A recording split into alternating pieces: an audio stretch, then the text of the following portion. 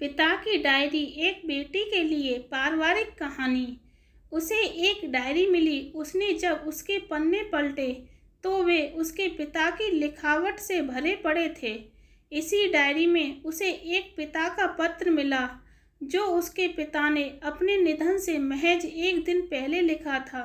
अपने माता पिता की संतान किरण ने वकील बनने के अपने सपने को पीछे छोड़ते हुए महज 21 साल की उम्र में शादी कर ली थी। उसने अपने पति महेश के साथ एक खुशहाल जीवन के सपने सजोए थे, लेकिन दुर्भाग्य से उसका यह रिश्ता किसी बुरे सपने से कम नहीं था। हर शाम काम से घर लौटने के बाद महेश खूब शराब पीता और हंगामा करता था। एक रात जब किरण ने महेश को डिनर परोसा तो महेश, जो पहले ही विस्की की आधी बोतल खत्म कर चुका था, इतना भड़क गया कि उसके खाने की प्लेट हवा में फेंकते हुए उसे धक्का दे दिया।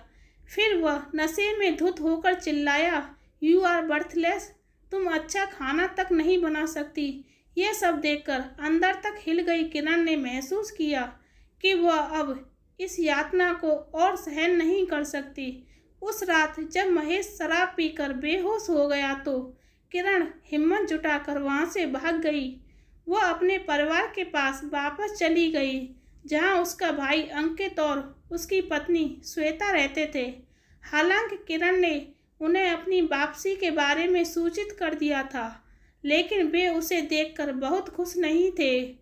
उसने अपना बैग लिया और अपने उस कमरे में चली गई जहां शादी से पहले उसने अपनी जिंदगी गुजारी थी। अपने कमरे में सब कुछ बदला हुआ देखकर उसे बहुत हैरानी हुई। यहाँ उसे सब कुछ अपरिचित लग रहा था। उसके खिलौने और किताबों वाली अलमारी को हटा दिया गया था, यहाँ तक कि उसका बिस्तर भी अब वहाँ नहीं था। यह सब देखकर किरण रोने लगी और भागते हुए अपने पिता के कमरे में चली गई, जिनका कुछ साल पहले निधन हो गया था। वहाँ अलमारी के नीचे की शेल्फ में उसने सभी सामानों को देखकर उसने उस अलमारी को खोला। वहाँ उसे एक डायरी मिली।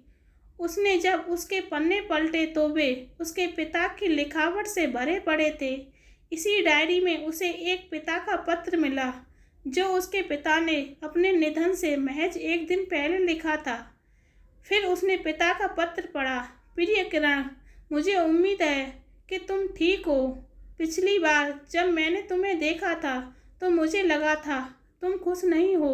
हालांकि तुमने अपनी झूठी मुस्कान के साथ अपने दुख को छिपाने की कोशिश की थी, लेकिन मुझे तुम्हारा दर्द साफ दिखाई दे रहा था। मैंने तुम्हें कुछ नहीं कहा, लेकिन इस बात से खुद को तसल्ली दी कि मेरी छोटी सी बच्ची अब बड़ी हो गई है और बहुत मजबूत है।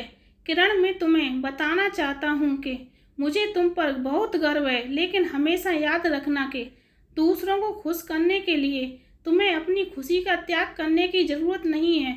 मुझे जीवन में बस इस बात का अफसोस है कि तुमने अपने वकील बनने के सपने को पूरा नहीं किया। अभी भी देर नहीं हुई है मेरी बच्ची।